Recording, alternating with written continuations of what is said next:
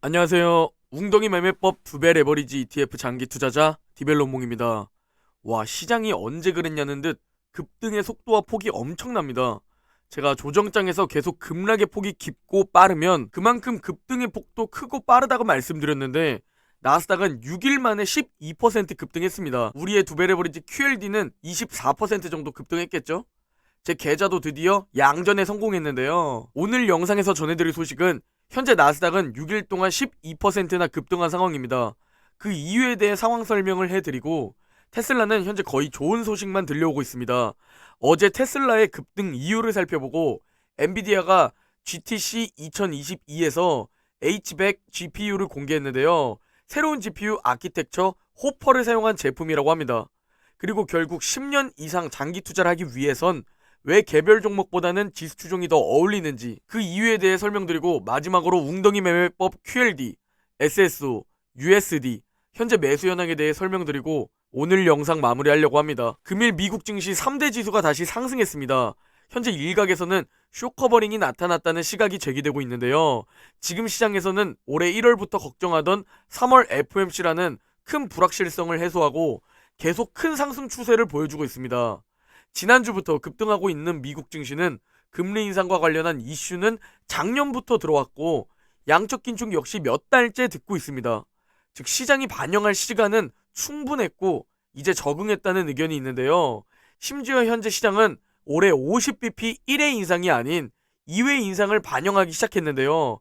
그런 상황에도 상승을 보여주고 있는 겁니다. 다우는 0.7% 상승, 나스닥은 1.95% 상승, S&P 500은 1.1% 상승 마감했습니다. 그리고 심지어 전쟁은 끝나지도 않았고 금리 인상과 양적 긴축에 대한 연준의 스탠스는 더욱 매파적으로 변해가고 있는 상황인데요. 그런 상황에도 일단 시장은 2년 만에 최고의 한 주를 보내고 있습니다. 무려 6일 동안 12% 급등을 보여주었는데요. 제가 왜 이런 최고의 한 주를 놓치면 안 된다고, 계속 시장에 머물러 있어야 한다고, 그리고 패닉셀 하지 마시라고 설명드렸냐면, 2001년 1월 2일부터 2020년 12월 31일까지 $10,000를 투자했을 때 S&P 500 수익률을 나타낸 그래프입니다. 그냥 그대로 아무것도 안 하고 20년간 보유했다면 연평균 수익률 7.47%로 $42,000가 되어 있습니다. 즉 리먼 브라더스를 그대로 맞아도 자산이 4배 정도 늘어나게 됩니다. 그런데 최고의 시비를 놓쳤을 때 연평균 수익률은 3.35%로 그냥 보유만 하고 있을 때보다 연평균 수익률이 반으로 떨어지게 됩니다. 그리고 20년 뒤엔 자산은 $19,000로 자산이 2배 정도만 늘어나게 되죠. 그리고 굉장히 재미있는 사실이, 최고의 20일을 놓쳤을 때 연평균 수익률은 단 0.69%라는 겁니다. 그리고 20년이 지나도 $10,000는 겨우 $11,000만 됩니다. 그리고 최고의 30일을 놓치기 시작하면 연평균 수익률은 마이너스로 돌아서게 됩니다. 즉 미국 주식의 가장 중요한 핵심은 보유하고 있어야 한다는 겁니다. 그리고 우리를 경제적으로 자유로 이끄는 건 20년 중에서 고작 최고의 며칠이라는 겁니다. 폭락장에도 보유하고 있어야 하는 또 다른 이유는 20년 동안 가장 최고였던 7일은 가장 최악이었던 10일의 2주 안에 발생했다는 겁니다. 즉 최악의 10일이 정말 폭락을 보여주었을 거고, 최고의 7일은 그 최악의 폭락 그 후 폭등을 보여주었다는 겁니다. 강한 V자 반등이 있었다는 거죠. 그리고 2년 만에 최고의 한 주가 나타나자 악플러들은 사라졌고 비관론자들의 댓글 또한 사라졌습니다. 혹시나 여러분들이 악플러나 비관론자들의 댓글에 흔들릴까봐 저는 그게 너무 걱정되었는데요. 이번 영상을 보시고 비관적인 유튜브 댓글에 선동되지 않길 바랍니다. 제 생각엔 반토막 난다고 말하는 댓글 다는 분들도 미국 주식 빅테크나 우량주를 가지고 있다는 생각입니다. 금일 맵을 좀 살펴보면 그동안 좋은 흐름을 보여주었던 에너지 섹터와 헬스케어 섹터가 약세를 보였고, 기술주와 반도체 그리고 금융 섹터가 좋은 흐름이었습니다. 특히 테슬라의 8% 급등이 눈에 띄는데요. 오늘은 테슬라에 대해 중점적으로 다뤄볼까 합니다. 미국 10년물 국채금리는 2.415까지 올라갔습니다. 파월 의장과 연준 위원들의 매파적인 발언에 상승한 건데요. 이와 관련해 금융 섹터도 좋은 흐름을 보여주었죠. 다만 기술주에게는 악재로 볼 수 있는데, 어제는 기술주도 상승을 보여준 게 눈에 띕니다. 금일 공포지수는 44입니다. 정말 급락이 크면 급등도 큰 이유가 일주일 전만 해도 공포지수는 19였고 최저치는 13 정도였습니다. 최저치 13 정도일 땐 많은 투자자분들이 정보나 계좌를 쳐다도 보기 싫었던 건지 조회수나 댓글이 정말 많이 줄어들었었는데요. 괜히 인간 지표라는 말들이 나오는 게 아닌가 싶습니다. 오늘은 테슬라 소식이 굉장히 많습니다. 테슬라가 독일 공장에서 생산을 시작했다는 소식에 8% 폭등을 보여주며 다시 천슬라를 눈앞에 뒀는데요. 그런데 8%나 급등한 이유는 뭘까요? 바로 테슬라의 독일 기가팩토리 가동이 전기차 기업의 미래에 굉장히 중요하기 때문입니다. 그리고 독일 기가팩토리의 가동은 테슬라가 10년 동안 가장 공을 들였던 부분이기도 하고 앞으로 독일 기가팩토리로 인해 유럽 시장에서 크게 성장할 것이라는 그 기대감이 반영된 것이라고 볼 수 있습니다. 그리고 또 좋은 소식들이 계속 들려오고 있는데요. 최근 중국의 코로나 확산으로 인해 상하이 공장이 생산 중단에 들어가며 불안감을 가중시켰었는데 다시 재가동되었다는 소식입니다.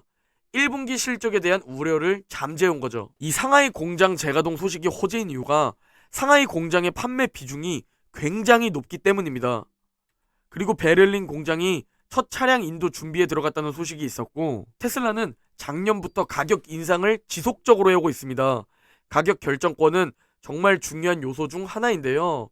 가격을 인상해도 수요는 줄지 않는 것이 세계적인 기업들의 특징입니다. 즉 인플레이션이나 금리 인상으로 인해 가격을 인상해서 소비자에게 가격 부담을 주는 겁니다. 그럼에도 소비자는 떠나지 못하죠. 그러면 인플레이션이나 금리 인상이라는 악재에도 실적 부진에 대한 우려가 덜하겠죠?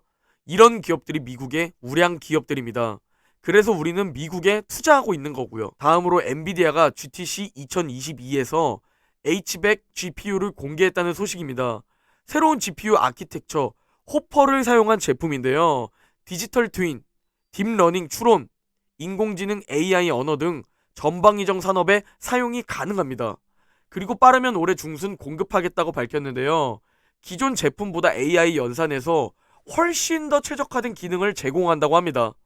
그리고 굉장히 흥미로운 설명이 뭐였냐면 공개한 H100이 20대가 있으면 전 세계 인터넷 트래픽과 동등한 성능을 보인다는 겁니다. 엔비디아는 H100과 엔비디아가 결합해 이룬 기술 혁신은 이제 시작이다라고 말했는데 테슬라와 엔비디아는 정말 성장성이 엄청난 듯합니다. 그리고 세계적인 투자 은행들의 올해 전망을 간단히 공유드리려고 하는데요. 가장 비관적인 투자은행 뱅크 오브 아메리카는 물가와 금리 충격은 아직 끝나지 않았다며 경기 침체 충격은 올해 하반기에 닥칠 것이라고 경고했습니다. 그러면서 결국 하락장, 베어마켓이 올 수 있으며 큰 충격은 아직 오지도 않았다고 말했습니다. 다음으로 골드만삭스의 올해 전망인데요. 올해 시장이 작년과 같기를 기대하지 말라고 했는데 이건 사실 누구나 알 수 있는 내용이긴 합니다. 그리고 올해 전쟁 위험이 현재 과소평가되어 있으며 올해 통화 긴축이 시작되고 부양책이 적다는 것을 이유로 올해 시장에 대해 부정적인 의견을 보였습니다. 그리고 JP모건의 올해 전망입니다. S&P 500의 올해 말 전망을 4,900포인트로 전망했는데요.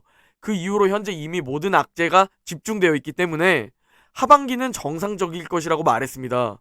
결국 이 분야에서 돈 받고 일하는 가장 전문적인 사람들조차 의견이 모두 다릅니다. 즉 코에 걸면 코걸이, 귀에 걸면 귀걸이, 아무도 맞출 수 없다는 겁니다. 그래서 그냥 투자 마인드 자체를 시장을 전망하려고 예측하려고 생각하지 말고 가장 우상향이 확실한 투자처에 자본주의 시스템 그 자체에 투자를 한다고 생각해야 합니다. 그리고 이는 개별 종목도 마찬가지입니다. 정말 재미있는 게 이번 조정장에서 테슬라와 엔비디아는 고점 대비 무려 35% 정도까지 하락했었습니다. 그런데 지난주부터 가장 큰 상승을 보여주고 있는데요. 고점 대비 무려 35%까지 하락할 땐 역시 이제 성장주는 끝이다. 가치주로 옮겨라.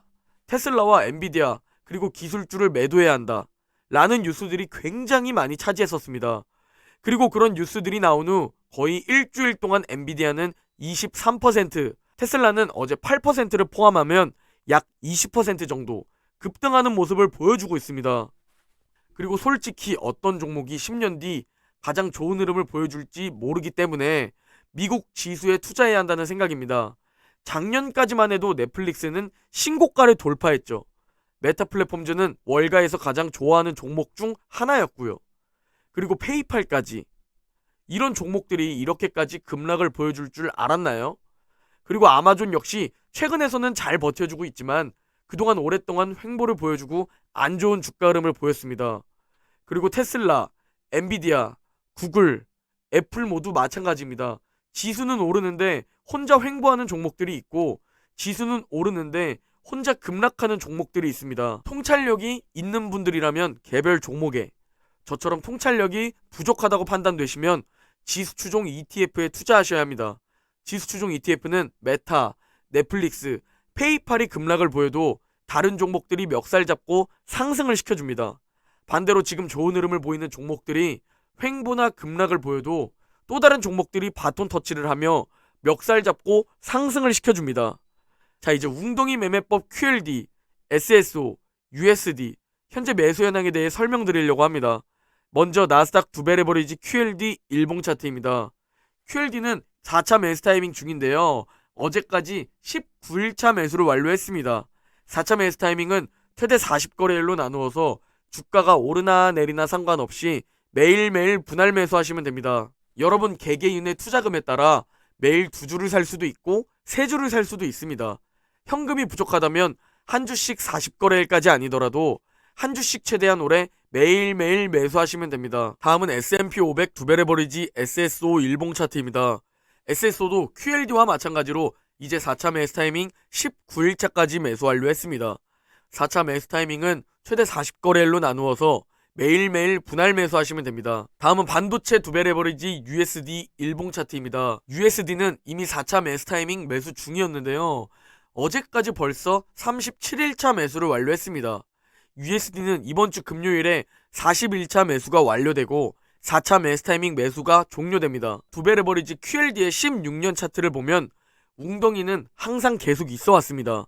웅덩이 밑에 싱크홀도 있었습니다. 검정원이 바로 그 부분들인데요. 그리고 최근 검정원을 보면 웅덩이에서 드디어 뾰족하게 위로 올라온 그래프를 확인할 수 있습니다. 결국 지금 인플레이션, 금리 인상, 양적 긴축, 전쟁에 대한 악재들은 시간이 다 이겨내준다는 겁니다. 그런데 이런 조정장을 실제로 겪으니 얼마나 실제로 고통스럽습니까? 그렇기 때문에 절대 아무 때나 막 매수하면 안 된다는 겁니다. 평소처럼 오를 땐 우리의 계좌 수익금의 상승을 보면서 즐기는 거고, 지금처럼 조정장이 왔을 때 웅덩이 구간에서 분할 매수하면서 줍줍하는, 오줄 웅줍 하는 투자자가 되어야 합니다. 그래야 그나마 손실 방어를 할 수 있습니다. 손실을 완전히 피한다는 건 불가능합니다.